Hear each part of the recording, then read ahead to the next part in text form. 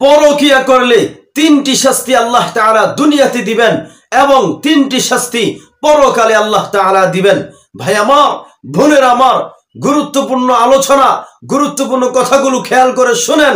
দেখেন, কেউ যদি পরকিয়া নামক মহামারী রোগে আক্রান্ত থাকে, পরকিয়া নামক মহামারী রোগে আক্রান্ত থাকে, আসক্ত থাকে কেউ যদি, তাহলে ওই ব্যক্তিকে আল্লাহ তাআলা দুনিয়াতে 3 ধরনের শাস্তি দিবেন এবং পরকালে 3 ধরনের শাস্তি দিয়ে দিবেন।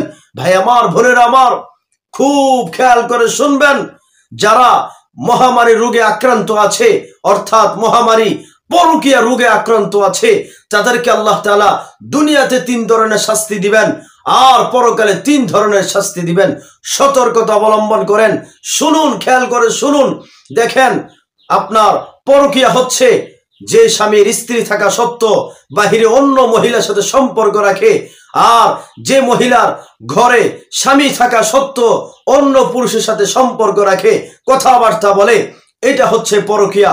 আর এই পরকিয়া যারা আসক্ত থাকবে, এই পরকিয়া যারা লিপ্ত থাকবে, তাদেরকে আল্লাহ তাআলা দুনিয়াতে 3 ধরনের শাস্তি দিবেন এবং পরকালে 3 ধরনের শাস্তি দিবেন। আসুন আমরা জেনে নেই প্রথমে দুনিয়াতে যে 3 ধরনের শাস্তি আল্লাহ তাআলা দিবেন।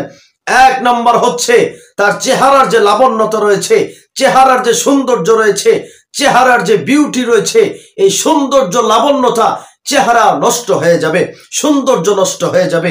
একটা কথা মনে রাখবেন, কেউ যদি দুনিয়াতে আল্লাহর নাফরমানি করে, গুনাহের কাজ করে, তার চেহারার সৌন্দর্য ধীরে ধীরে নষ্ট হয়ে যায়। যত ক্রিম মাখতে পারেন, China cream, Pakistani cream, Australia cream, যত ক্রিম মাখেন লাভ নাই। আপনার চেহারা যে মাধুর্যতা ছিল, সৌন্দর্য ছিল, ওই সৌন্দর্য এবং মাধুর্যতা এটা নষ্ট হয়ে যাবে, নষ্ট হয়ে যাবে, বিলুপ্ত হয়ে যাবে। অতএব ভাই আমার, বোনেরা আমার, কেউ যদি পরকীয়া লিপ্ত হয়, তার চেহারা সৌন্দর্য নষ্ট হয়ে যাবে। 1 নম্বর। এবার আসেন 2 নম্বর হচ্ছে তার হায়াত কমে যাবে। দুনিয়াতে হায়াত পেয়ে আসছে, কথা বুঝছেন, এই হায়াত ধীরে ধীরে কমে যাবে।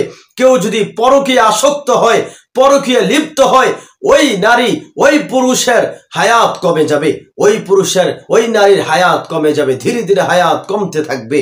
ভাই আমার, এবার আসেন 3 নম্বর হচ্ছে টাকা পয়সায় কোনো বরকত পাবে না।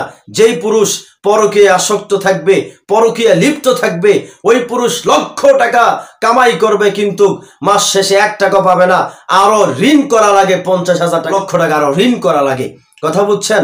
আর পাশের মানুষ 10,000 20,000 টাকাতে সুন্দর পরিবার চালাইতে পারতেছে, কিন্তু উনি চালাইতে পারতেছে না, কথা বুঝছেন। কারণ বরকত ছিনিয়ে নিবে, টাকার মধ্যে বরকত ছিনিয়ে নিবে, কথা বুঝছেন।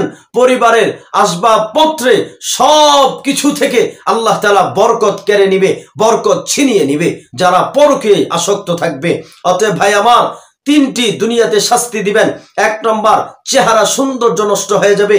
2 নম্বর হচ্ছে হায়াত কমে যাবে। 3 নম্বর হচ্ছে যত টাকা ইনকাম করেন, কামাই করেন, টাকার মধ্যে বরকত পাবেন না, সব কাজের মধ্যে বরকত পাবেন না, বরকত আল্লাহ তাআলা ছিনিয়ে নিবেন, ছিনিয়ে নিবেন।